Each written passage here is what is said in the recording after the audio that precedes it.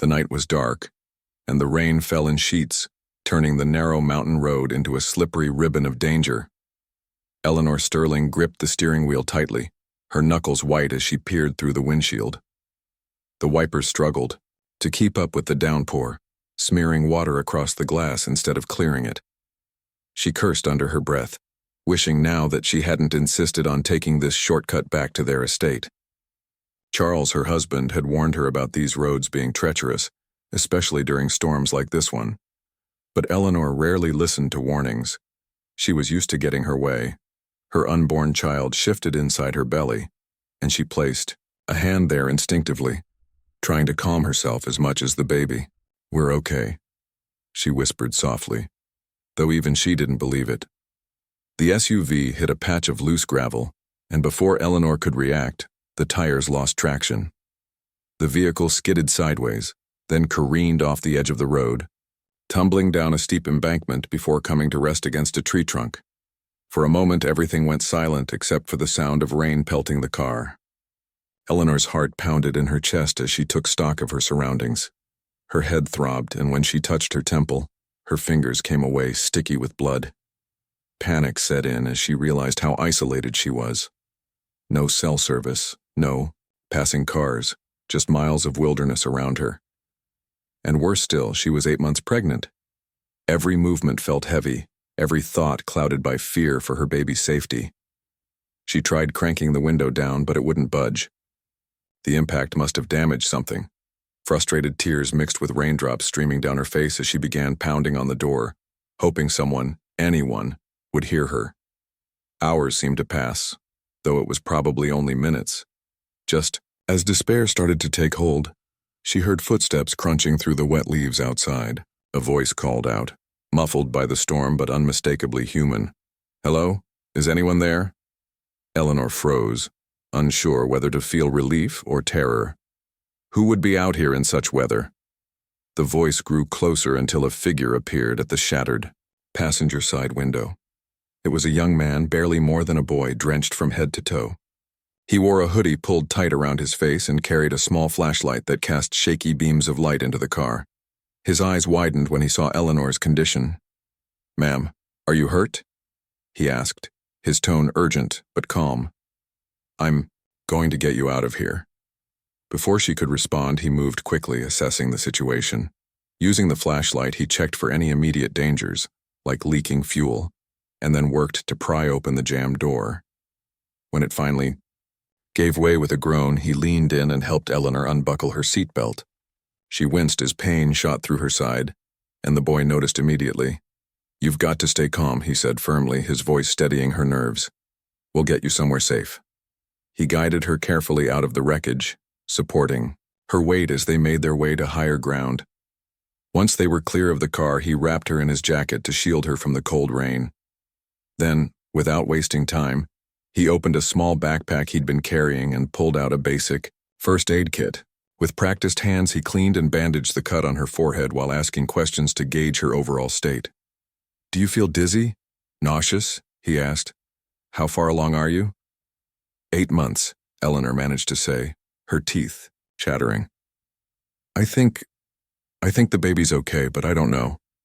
The boy nodded, his expression serious. "We need to keep you warm and call for help. There's no signal here, but if we can find higher ground, maybe we'll catch one." He helped her climb a short distance up the hill until they reached a spot where his phone flickered with a single bar of service. After several attempts, he managed to dial emergency services, relaying their location as accurately as possible despite the chaos of the storm. By the time paramedics arrived, Eleanor was shivering uncontrollably, but the boy stayed by her side, talking to her gently to keep her awake. Throughout all of this, Eleanor couldn't help but marvel at the stranger's composure. Despite his youth, he handled the situation with a maturity that belied his age. As the medics loaded her onto a stretcher, she grabbed his arm weakly. "What's your name?" she asked, her voice hoarse.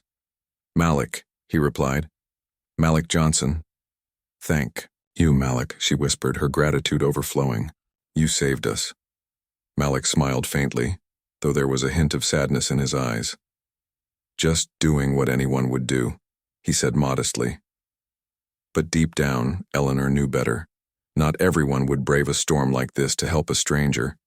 Not everyone had the courage or compassion that Malik showed tonight. As the ambulance sped away, Malik stood watching until its red lights disappeared into the distance. Only then did he turn and begin walking back toward the main road, disappearing into the darkness once again. Little did he know, his act of kindness would change not only Eleanor's life, but also the lives of countless others, including his own. Back at the hospital, doctors assured Eleanor that both she and her baby were going to be fine. Exhausted but relieved, she lay in bed thinking about the boy who had come out of nowhere to save them. She promised herself that she would find him again, to properly thank him and repay him for his bravery. What she didn't realize yet was just how much meeting Malik would alter the course of her future, and expose the cracks in the seemingly perfect life she shared with her husband. Days turned into weeks as Eleanor recovered from the accident, but the memory of Malik's bravery stayed fresh in her mind.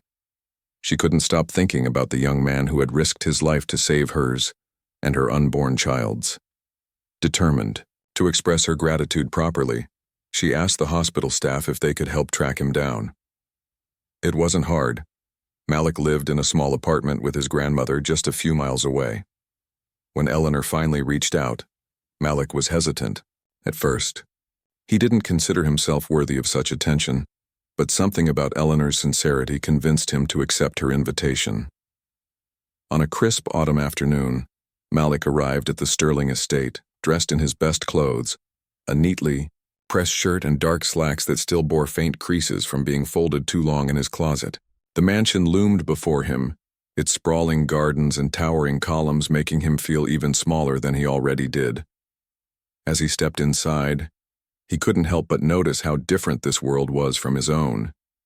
Everything gleamed with polish and perfection, from the crystal chandeliers hanging above to the marble floors beneath his feet. A housekeeper led him to the sitting room, where Eleanor waited with a warm smile. "Malik," she exclaimed, rising from her chair to greet him. "Thank you so much for coming." Malik nodded awkwardly, unsure of what to say. "You're welcome, ma'am. I'm glad you're feeling better." Eleanor gestured for him to sit, pouring tea into delicate china cups as they began to talk. She peppered him with questions about his life, where he went to school, what he liked to do in his free time, how his family was doing. Malik answered honestly, explaining that he worked part-time at a diner after school to help support his grandmother. He dreamed of going to college someday, but money was tight, and opportunities were scarce in his neighborhood. Listening intently, Eleanor felt a pang of guilt.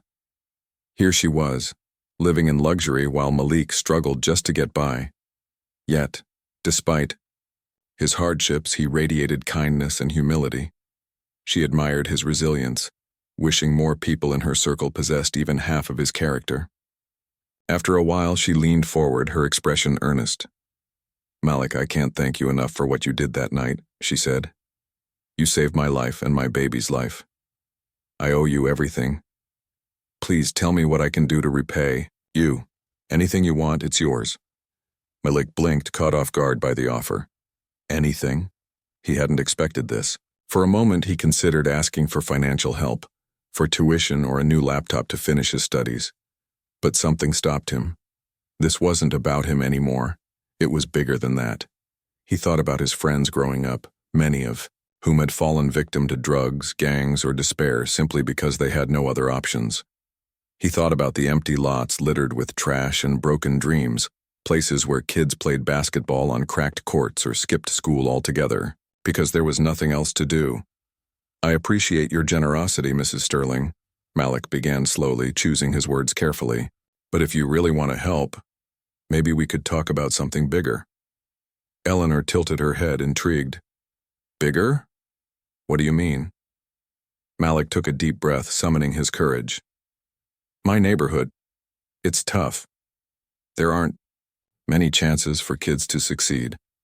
No safe spaces, no programs to keep them busy or teach them skills. A lot of good people end up making bad choices because they don't see another way out. What I'd like is, well, I've been dreaming about building a community center, somewhere kids can go to learn, play sports, take art classes, Or just hang out without worrying about trouble finding them. He paused, glancing down at his hands.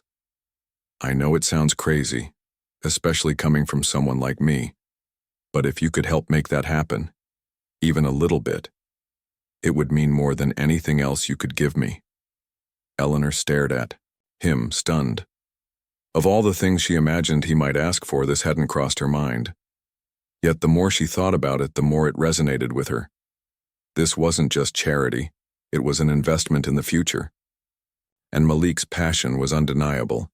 He believed in this idea wholeheartedly. Before she could respond, Charles Sterling walked into the room. Tall, impeccably dressed, and exuding authority, he carried an air of confidence that made most people shrink back instinctively. His sharp eyes scanned Malik briefly before settling on his wife. So this is the boy who saved your life? Charles asked, his tone polite but tinged with skepticism. Nice to meet you, son.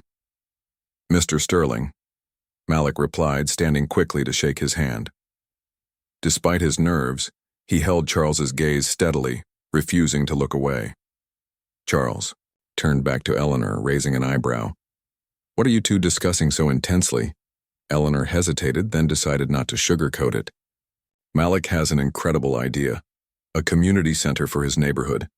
He wants our support to bring it to life. Charles frowned, his expression darkening slightly. A community center? That's quite ambitious. Do you have any experience running something like that? No, sir, Malik admitted. But I've done research. I've talked to organizations that run similar projects. All I need is a chance to prove it can work. Charles sighed, rubbing his temples as though warding off a headache. Look, kid, I admire your enthusiasm, but these kinds of ventures are expensive. They require careful planning, resources, and oversight. Even then, success isn't guaranteed. Are you sure this is the best use of our time and money? Malik clenched his fists under the table, frustration bubbling beneath the surface. He knew Charles wouldn't understand. Not really. How could someone who lived in a mansion surrounded by wealth grasp the desperation of those trapped in poverty? Still, he forced himself to remain calm. It might not be easy, Mr. Sterling, he said evenly, but giving kids a place to dream, that's worth fighting for. The tension in the room was palpable as Charles and Malik locked eyes. Finally, Eleanor broke the silence, her voice firm. Charles, I think this is important. If anyone deserves a second chance or a first one, it's people like Malik. We have the means to make a difference. Why shouldn't we try? Charles glanced at his wife, irritation flashing across his face. We'll talk about this later, he muttered, clearly unwilling to argue in front of their guest. After Malik left, promising to send over his proposal for the community center, Charles wasted no time voicing his displeasure. Eleanor, are you serious about this? You barely know the boy. For all we know, he could squander the money or fail miserably. Is that really how you want to spend your gratitude? Eleanor crossed her arms, her patience wearing thin. He's not asking for a handout, Charles. He's asking for an opportunity we can afford to give. Don't you see how much potential he has? How much good this could do? Charles shook his head, pacing the room. Potential doesn't pay bills, Eleanor, and neither does goodwill. This isn't some fairy tale where throwing money at a problem fixes everything. Real life doesn't work that way. His words stung, but Eleanor refused to back down. Maybe not, she shot back. But sitting here doing nothing certainly won't change anything either. Sometimes you have to take risks to create real change. The argument simmered between them, unresolved. Little did they know, this disagreement would mark the beginning of a rift that would grow wider with each passing day. Meanwhile, Malik returned home, unaware of the storm brewing within the Sterling household. For now, he focused on refining. His proposal determined to show them, and himself, that his dream was worth pursuing. As days passed, Eleanor found herself increasingly drawn to Malik's vision. She admired his determination and saw in him a spark she wished she'd had when she was younger. Perhaps supporting his project wasn't just about repaying a debt. Perhaps it was about rediscovering a part of herself she'd lost along the way. But convincing Charles wouldn't be easy, and the battle ahead promised to test their marriage in ways neither of them anticipated. The days following Malik's visit were tense in the Sterling household. Eleanor couldn't stop thinking about his proposal, replaying their conversation over and over in her mind. She admired Malik's vision and believed wholeheartedly in the potential of his community center. It wasn't just about helping one person, it was about transforming an entire neighborhood, giving kids a fighting chance at a better life. The idea ignited something inside her that she hadn't felt in years: purpose. For so long, her life had revolved around charity galas, designer dresses, and maintaining appearances in high society. But now, for the first time, she saw an opportunity to make a real difference, and she wanted to seize it. Charles, however, remained unmoved. To him, Malik's proposal was impractical, even reckless. He didn't see the value in investing in a struggling community when there were already countless organizations doing similar work. Why reinvent the wheel? He'd argued during their heated discussions. There are nonprofits out there with decades of experience. Why should we fund some teenager's pipe dream? But Eleanor refused to let go. Each time Charles dismissed the idea, she pushed back harder. Their arguments grew louder and more frequent, spilling into late-night conversations that left both of them exhausted and frustrated. One evening, as they sat across from each other at the dining table, Eleanor leaned forward, her voice trembling with emotion. "Do you know what it's like to feel trapped, Charles?" she asked, her eyes blazing. "To grow up in a place where every door is locked, every path blocked? Malik isn't asking for pity, he's asking for a chance to break the cycle, to give people hope. Isn't that worth something?" Charles sighed, pinching the bridge of his nose. "Of course it's worth something," he replied curtly. "But not at the cost of throwing away good money. You're letting your emotions cloud your judgment, Eleanor. This isn't just about Malik anymore. It's about us, our priorities. And frankly, I don't think this aligns with them." Eleanor recoiled as if he'd slapped her. "Our priorities? What exactly are our priorities, Charles? Building another wing onto this mansion? Buying another yacht? Or maybe it's keeping up appearances so no one questions how empty our lives really are." Her words hung in the air like smoke, heavy and suffocating. Charles stared at her, stunned by the raw honesty in her tone. He opened his mouth to respond but closed it again, unsure of what to say. Instead, he stood abruptly, pushing his chair back with a loud scrape. "We'll talk about this later," he muttered before walking out of the room, leaving Eleanor alone with her thoughts. As the weeks went on, the rift between them deepened. Eleanor threw herself into researching Malik's idea, determined to prove its viability. She spent hours online, reading case studies of successful community centers, and reaching out to experts for advice. She even visited Malik's neighborhood once, driving through streets lined with crumbling buildings and abandoned lots. Seeing it firsthand only strengthened her resolve. These weren't just statistics or headlines, they were real people, living real lives desperate for change. Meanwhile, Charles grew increasingly irritated by Eleanor's obsession with the project. He accused her of neglecting her responsibilities, both as his wife and as a member of their elite social circle. When she missed a charity gala to meet with Malik and discuss funding options, Charles exploded. "You're embarrassing me, Eleanor," he shouted, pacing the living room. "Everyone's talking about how distracted you've been, how you're wasting your time on some kid's fantasy. Do you have any idea what that does to my reputation?" Eleanor crossed her arms, her jaw tightening. "Your reputation? Is that all you care about? Because if it is, then maybe we need to rethink why we're together in the first place." The accusation hit Charles like a punch to the gut. He stopped pacing, his face reddening with anger. "Don't turn this around on me. I'm trying to protect what we've built, Eleanor, but you're throwing it all away for some stranger." "He's not a stranger," Eleanor shot back, her voice rising. "He saved my life, Charles. Mine and our babies. How can you sit here and act like that doesn't matter?" For a moment, neither of them spoke. The silence stretched taut, broken only by the faint ticking of the grandfather clock in the corner. Finally, Charles exhaled sharply. running a hand through his hair. "I'm done arguing about this," he said flatly. "If you want to throw your inheritance down the drain, be my guest. But don't expect me to support it, or you." With that, he stormed out of the room, slamming the door behind him. Despite Charles's disapproval, Eleanor pressed on. She began funneling portions of her personal funds into Malik's project, working quietly to ensure he had the resources he needed to get started. Together, they secured a small building near the heart of Malik's neighborhood, a former warehouse that, with some renovations, could serve as the foundation for the community center. Volunteers from the area quickly rallied around the project, eager to contribute their skills and labor.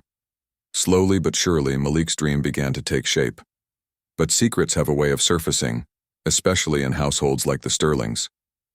One afternoon, while reviewing financial statements, Charles discovered irregularities in Eleanor's accounts. At first, he assumed it was a clerical error, but further investigation revealed the truth. Eleanor had been secretly transferring large sums of money to Malik's initiative. Furious, Charles confronted her in his study later that evening. "What the hell is this, Eleanor?" he demanded, tossing the documents onto his desk. "You've been siphoning off your assets to fund that damn community center without telling me?" Eleanor met his gaze steadily, unflinching despite the storm brewing in his eyes. "Yes, I have," she admitted, "and I'd do it again. This isn't about you, Charles, it's about doing the right thing." "The right thing?" Charles scoffed, incredulous. "Throwing away millions on a project that has zero guarantee of success?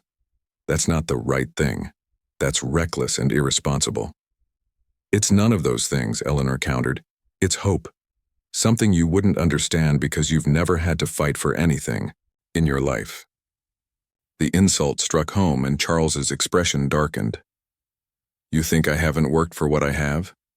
You think I didn't claw my way to the top?" "No," Eleanor said softly, shaking her head.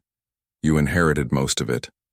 And now, instead of using your privilege to help others, you hoard it like it's the only thing that matters." Charles stared at her, his fists clenched at his sides. For a long moment, neither of them spoke. Then, with deliberate calm, he reached for his phone and dialed a number. "What are you doing?" Eleanor asked, suspicion creeping into her voice. "Calling my lawyer," Charles replied coldly.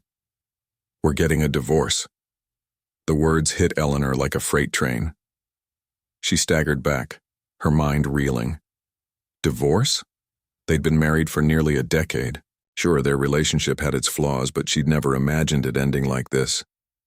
"Are you serious?" she whispered, her voice barely audible. "As a heart attack," Charles snapped. "I won't stand by and watch you destroy everything we've built. If you're so determined to play savior to the world, fine, but don't expect me to stick around for it." With that, he turned his back on her, effectively ending the conversation. Eleanor sank into a nearby chair, her chest tight with a mixture of grief and defiance. She knew this decision would come with consequences, but she also knew she couldn't abandon Malik or the promise she'd made to him.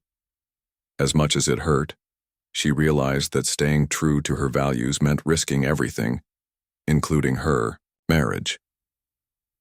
In the days that followed, news of the impending divorce spread like wildfire through their social circles. Friends and acquaintances took sides, speculating about who was to blame.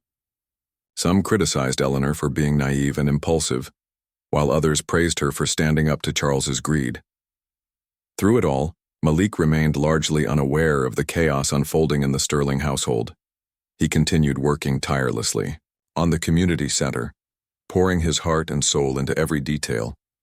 When Eleanor finally told him about the divorce, he was shocked, but not entirely surprised. "I never wanted this to happen," he said earnestly, guilt flickering in his eyes. "You've done so much for me already. I don't want to be the reason your life falls apart." Eleanor placed a reassuring hand on his shoulder. "This isn't your fault, Malik. Sometimes doing the right thing means making sacrifices, and honestly, I think I needed this wake-up call.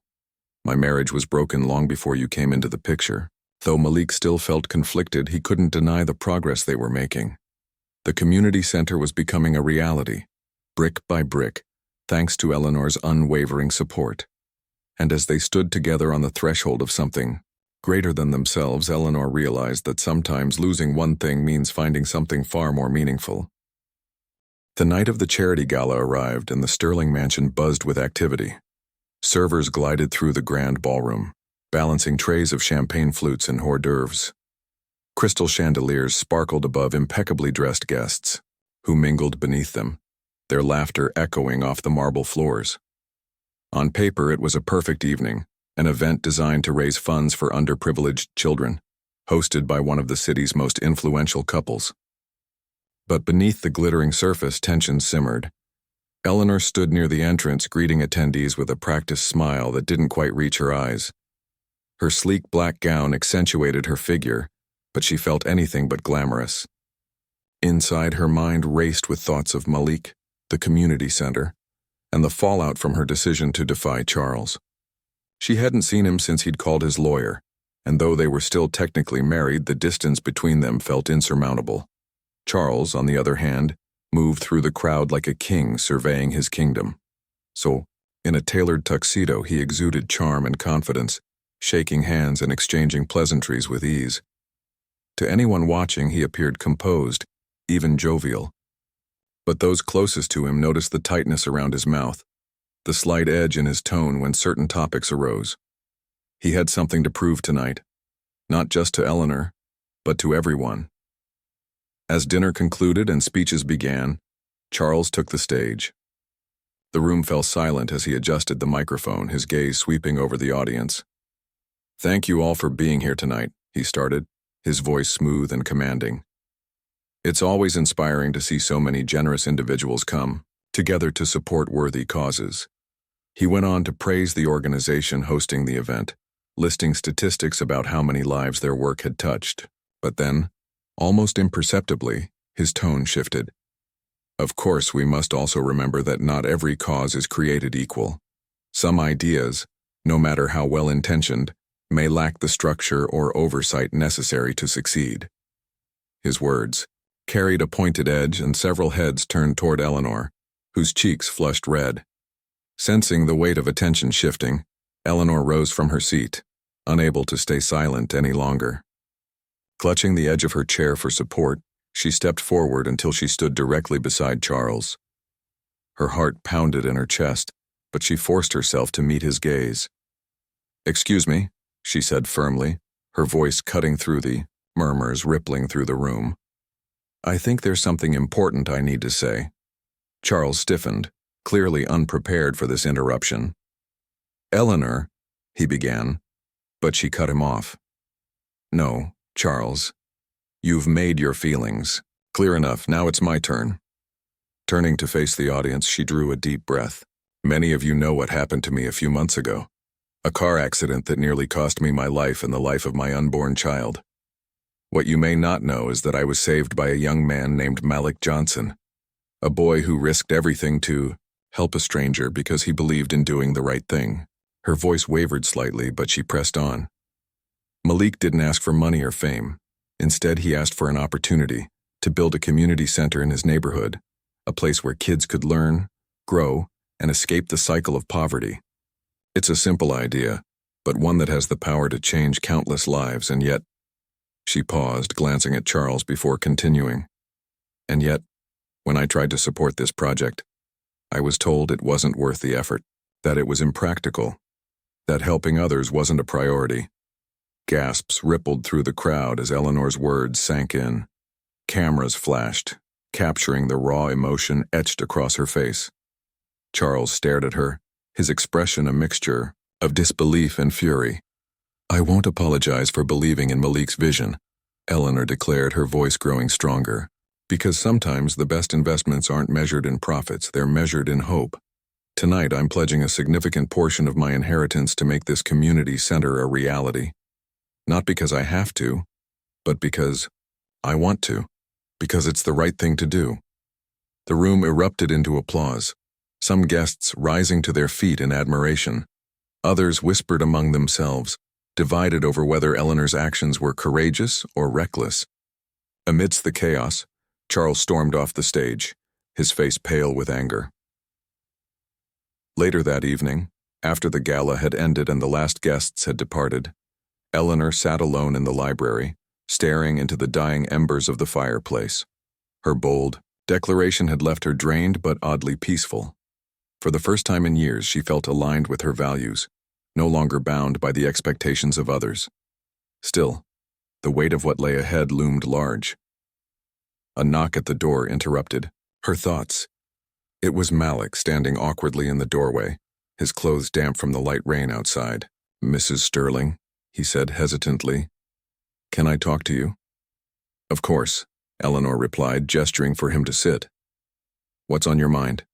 Malik hesitated, fidgeting with the hem of his jacket. "I heard about what happened tonight." About the divorce. I never wanted to cause trouble between you and Mr. Sterling." Eleanor smiled softly, touched by his concern. "You didn't cause this, Malik. If anything, you gave me the courage to stand up for what I believe in. This marriage was broken long before you came along." "But now everyone knows," Malik said, his voice tinged with guilt. "People are talking about you, judging you. Is it worth it? All of this?" Eleanor leaned forward, placing a reassuring hand on his arm. "Yes, it is. Change doesn't happen without sacrifice, Malik. Sometimes you have to lose something to gain something better. And if this project helps even one child find a brighter future, then it's worth every bit of struggle."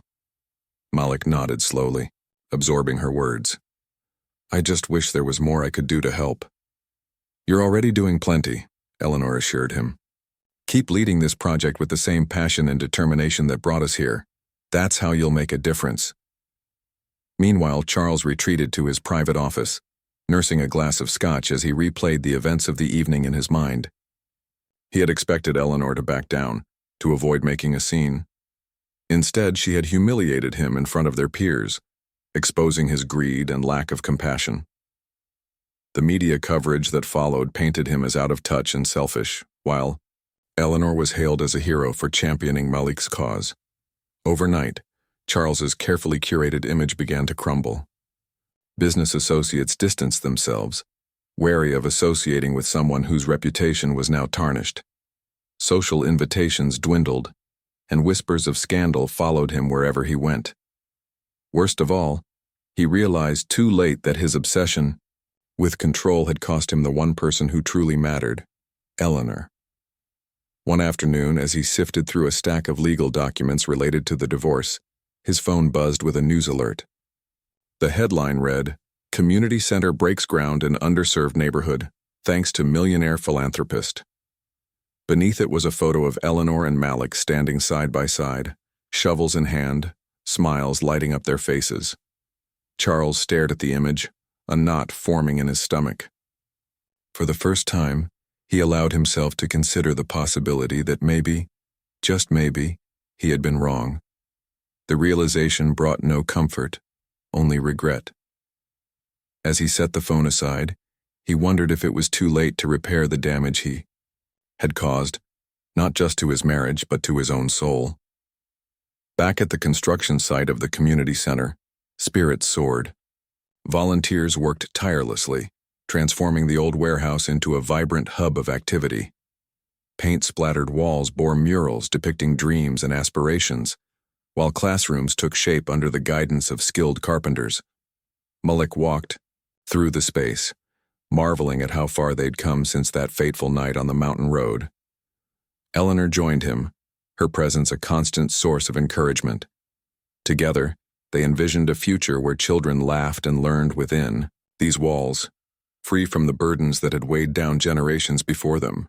Though challenges remained, neither of them doubted the importance of what they were building.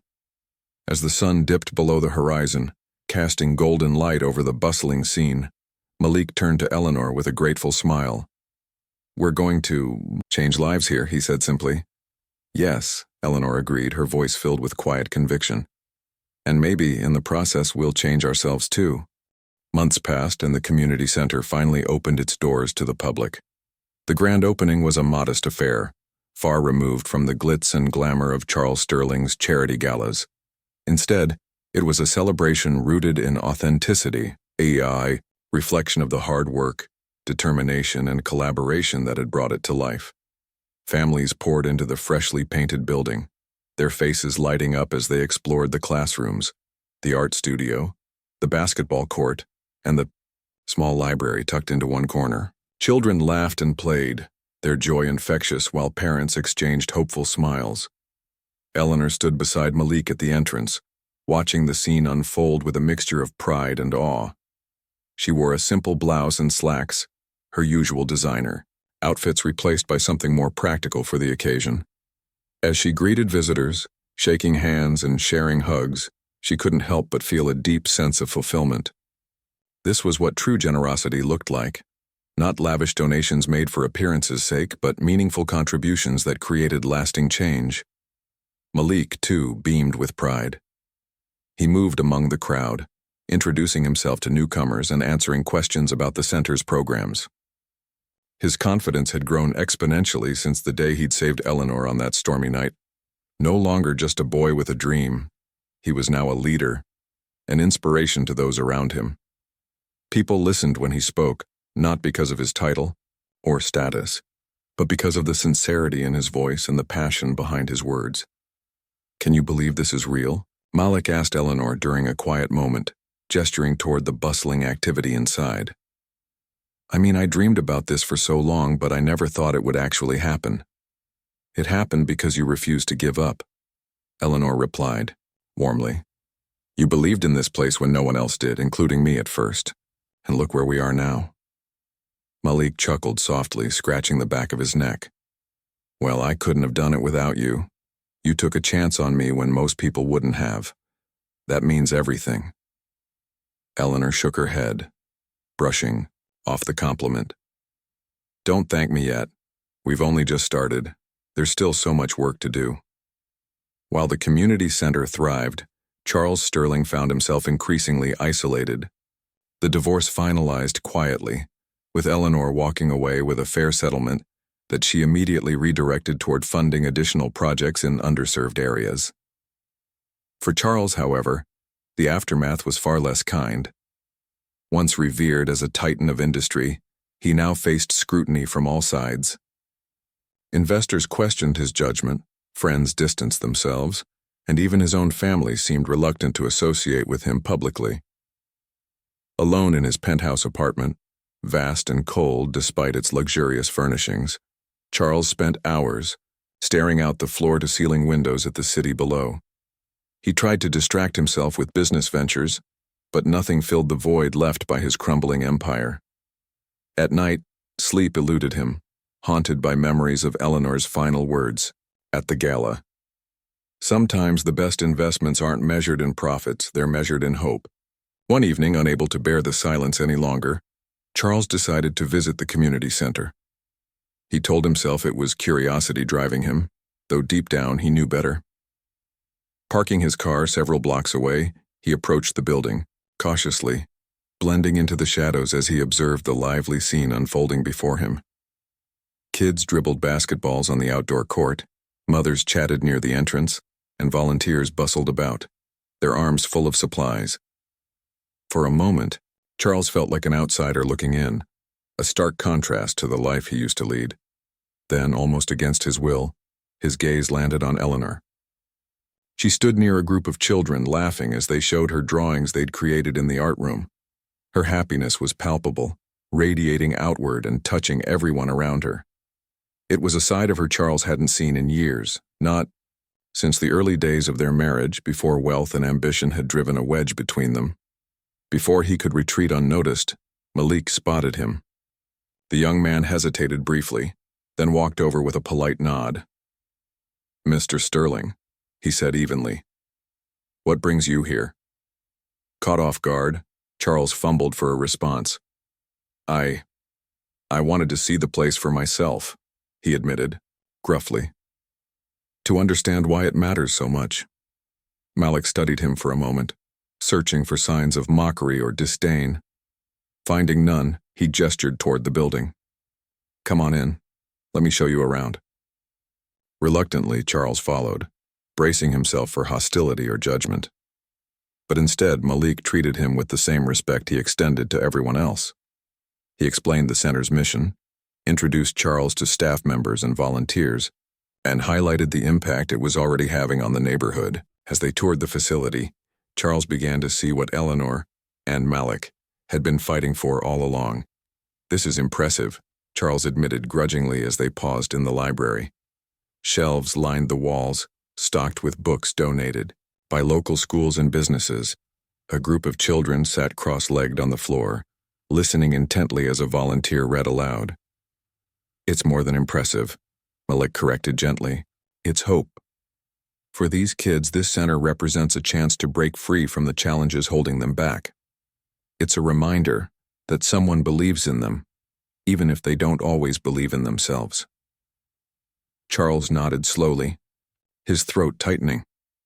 He glanced toward Eleanor, who was now helping a toddler stack blocks in the play area.